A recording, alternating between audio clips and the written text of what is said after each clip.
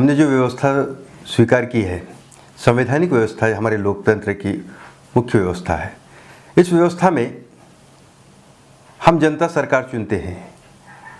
सरकार के अंडर में सेना होती है जो हमारे देश के सीमाओं पर तैनात रहकर हमारी रक्षा करती है, और समाज के अंदर लॉ एंड ऑर्डर को संभालने की जिम्मेदारी पुलिस महकमे की होती है।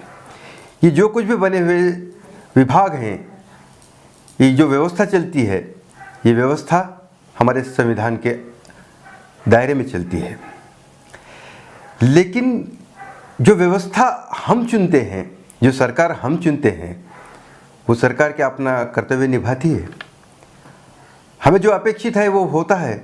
समाज में कुछ रीति रिवाज होते हैं, कुछ प्रथा होती है, कुछ कुप्रथा भी होती है, और कभी कभी समाज में कुछ ऐसी घटनाएं भी घटती हैं जिससे लॉ एंड ऑर्डर की जिम्मेदारी सरकार पर आ जाती है।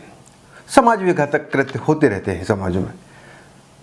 तो क्या किसी एक जन समुदाय को, किसी एक जाति समुदाय को, धर्म समुदाय को लक्ष्य बनाकर उस समुदाय के लोगों का दमन करना इसी कानून के आड़ में, क्या ये हमने चुनी हुई व्यवस्था है?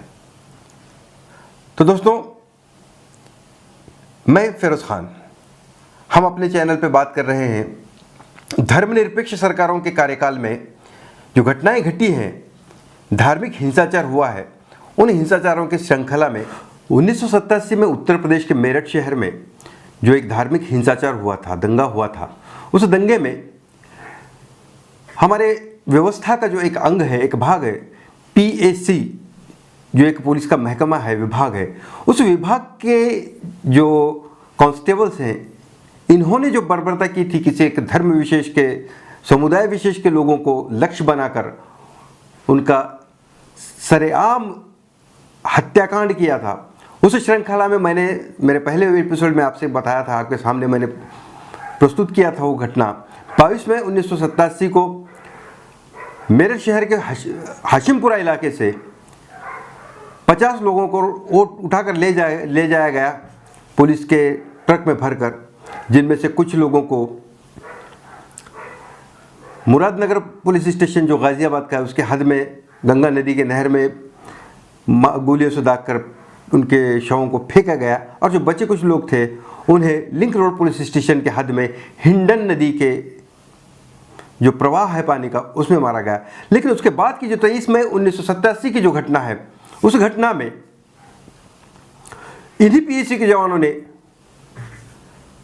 इसी मेरठ शहर के पास में जो मलियाना गांव है, उस गांव में 72 लोगों को वहां से उठाकर ले आए और उन्हें गोलियों से भूनकर उनकी लाशों को कुएं में दफनाया गया।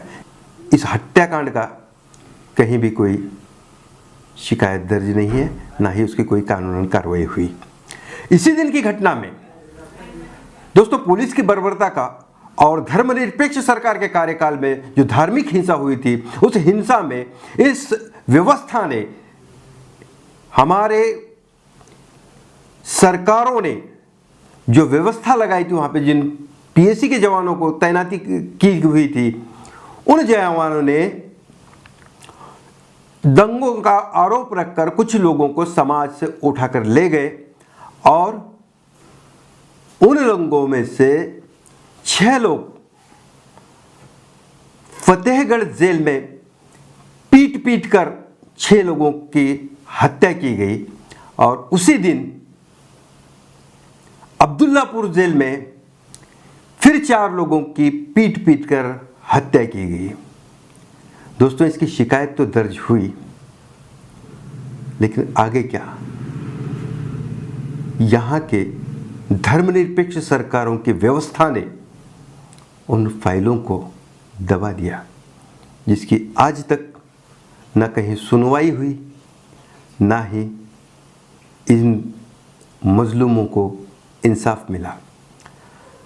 दोस्तों, आज हम इस हमारे तीसरे एपिसोड में 23 तारीख की जो घटना है, उन घटनाओं का अगर लेखा जोखा देखें तो दोस्तों, 23 तारीख के दिन 72 लोग मलियाना गांव से उठाए गए, उन्हें गोलियों से भून दिया गया, उनकी लाशों को कुएं में दफनाया गया, कोई शिकायत दर्ज नहीं। इसी दिन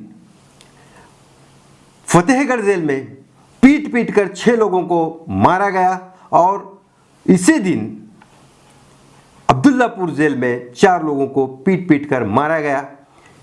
इन जो 10 लोगों की हत्या की गई थी जेल के अंदर, उनकी शिकायत तो दर्ज थी, लेकिन धर्मनिरपेक्ष सरकार ने इस घटना की फाइल को दबा दिया।